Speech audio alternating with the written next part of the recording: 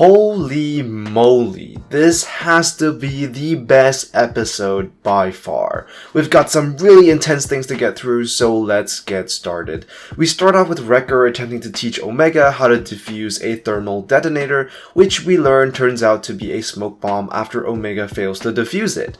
Back on Kamino, we got some really interesting brief glimpses of the politics between the Kaminoans and Rampart himself, clearly arguing over authority and jurisdiction over Kaminoan matters. But what exactly they were arguing about isn't very clear. The Kaminoan Prime Minister attempts to persuade Rampart to bring Clone Force 99 back alive, but Rampart isn't really interested. We also get another moment where the Kaminoans discuss their contingency plan, referring to Clone Force 99 as the most important piece of the puzzle. We also basically get confirmation that Fennec Shand is working for the Kaminoans to capture Omega. However, being impatient, the Prime Minister decides to send another bounty hunter after the Bad Batch. This time, it's someone every Clone Wars fan is familiar with. Initially, I thought it was going to be Boba Fett, but I was so wrong. Interestingly enough, we do also see Nala Se somewhat hesitant about hiring this bounty hunter, perhaps realizing that Cad Bane is far more ruthless and perhaps still caring about Omega's well-being. She is more likely to be hesitant to use such a bounty hunter. Back on Braca, Crosshair quickly surrounds the Bad Batch on the artillery deck.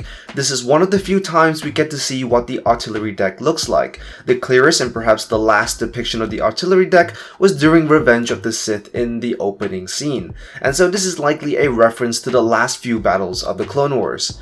Crosshair also appears to be fully under the influence of the inhibitor chip. He acts without any remorse or concern for his fellow comrades. And we also get to see a matchup between the experimental conscript unit and Clone Force 99 themselves, and it's pretty clear who is the superior soldier. We also get a comedic moment where Wrecker uses the proton torpedo the right way by launching it straight at one of the conscript soldiers. The proton torpedo is of course a weapon that has appeared many times in the Star Wars universe.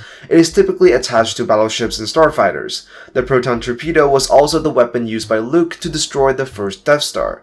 When the proton torpedo is fired, it releases a cloud of high-velocity proton particles upon impact. The Resistance would also later use a miniaturized version of the proton torpedo to conduct their bombings on Starkiller Base. During the episode, Crosshair is also significantly injured by the ion engine he used to flush the Bad Batch out, unintendedly putting him out of action for the rest of the episode. It is entirely possible that this ordeal has left Crosshair's face permanently scarred as we see him wrapped up towards the end of the episode.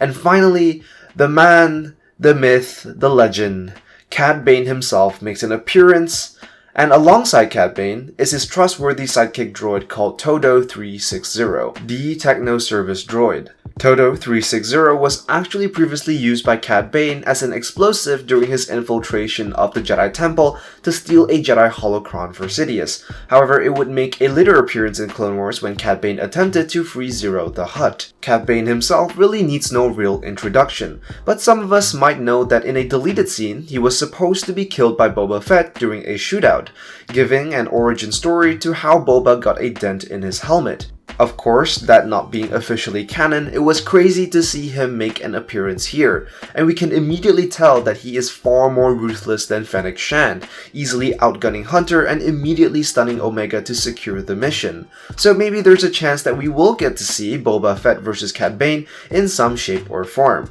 We might also get to see a showdown between Fennec Shand and Cad Bane, given that the Kaminoans don't really care who brings in Omega and don't appear to have informed either bounty hunter about the existence of the other. We might also get a showdown between the two, a duel between a rising star and at this point the most feared bounty hunter in the galaxy is an exciting prospect. It's entirely possible that in the next episode the two will meet and during the clash allow Omega to make an escape. At the end of the episode, we get Hunter's first-person perspective as the Bad Batch attempt to escape, which is clearly a nod to Republic Commandos.